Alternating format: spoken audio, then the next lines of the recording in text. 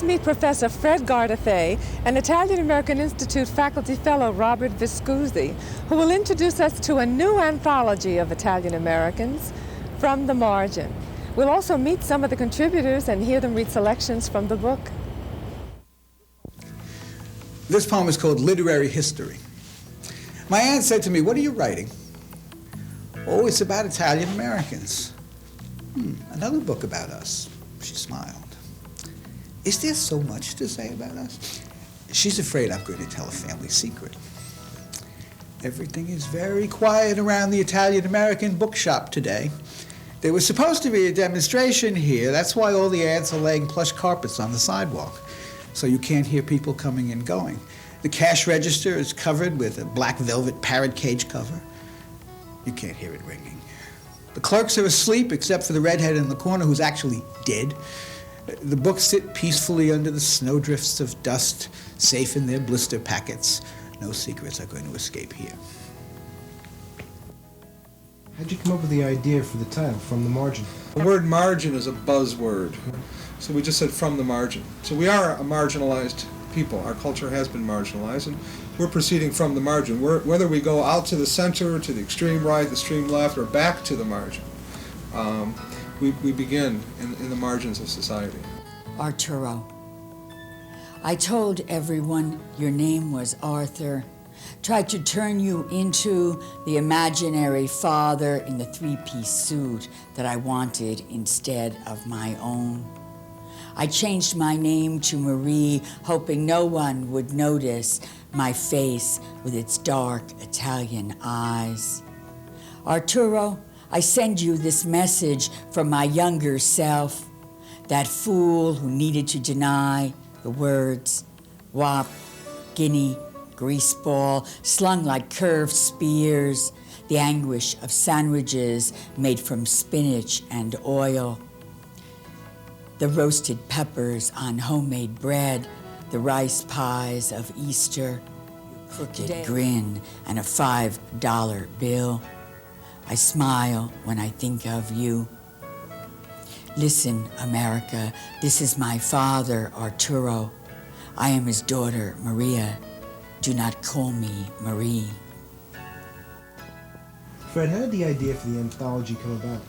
Well, Anthony Tamburi, Paul Giordano, and myself, the three editors, were at a conference in Louisville, Kentucky, giving talks on Italian-American literature. It was the first time that they had allowed Italian-American literature as a session in this thing called the 20th Century Literature Conference.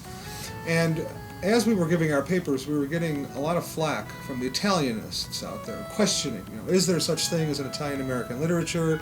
Who are you to put all these Italian-American writers into a ghetto? You're ghettoizing them. They had their chance to leave the ghetto, and now you're putting them back in the ghetto. And so that kind of interaction really challenged us.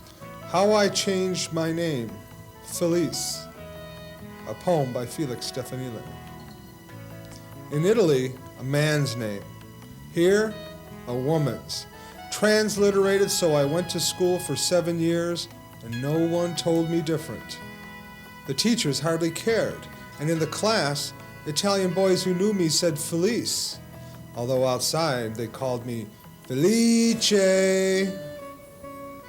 I might have lived, my noun so neutralized, another 7 years, except one day I broke a window like nobody's girl, and the old lady called a cop, whose sass was wonderful when all the neighbors smiled and said that there was no boy named Felice.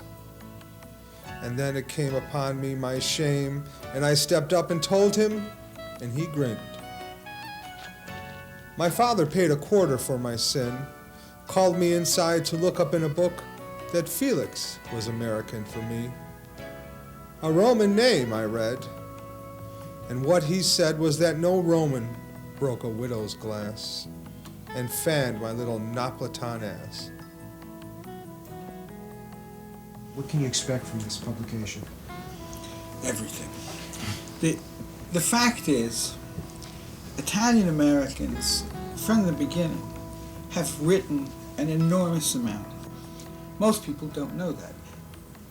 The novels that Italian Americans have published, never mind just written, the poetry, the plays, have never really been treated systematically by the literary institution in this country. Now, this is, as you know, a long-standing chestnut of prejudice against Italian Americans, that they're inarticulate, that they're illiterate, and so on. So that the absence of Italian Americans from this kind of representation in the products of the literary institution, although it may be innocently intended, is not innocent in its effect. The act taken by Fred and Anthony and Paolo is of enormous consequence, as is the publication of their journal Via. These initiatives, along with some others that some other people have taken recently, are going to make a huge difference in the literary history of the Italian United States. In memory of Jenny and Evelyn, who were playing when the stoop collapsed. Your stoop is where you dream your life. It is your home base. There your best friends' whispered secrets, warm puffs of breath behind cupped brown hands, are delivered like separate beads of understanding. From there you assemble the mysteries. The drunk staggers, the addict steals from his sister, the delivery man leers, the baby's mother smiles. Father comes home after work to swing you way up to the blue sky laughing for joy. It's where your first boyfriend finds you when he rides over on his bike from around the corner to smile at you, waiting your turn for jump rope. It's your seat on the hot summer night as your older brother points out the constellations he studied in science. All shimmering shapes and magic names suspended dizzyingly up over the illuminated buildings that eclipse the moon and erase the horizon. It's where the season's first snowflake falls on your own unique tongue. Where life is as endlessly repeated as the drunk's midnight patter, the baby's first word, the gossip's last tidbit, and reinvented by every child who dreams her life spinning out from the stone center of the shining web. It is where, as Chinese school graduates, you move up, step at a time with each correct guess, until you sit in the doorway of what should have been the beginning of your lives.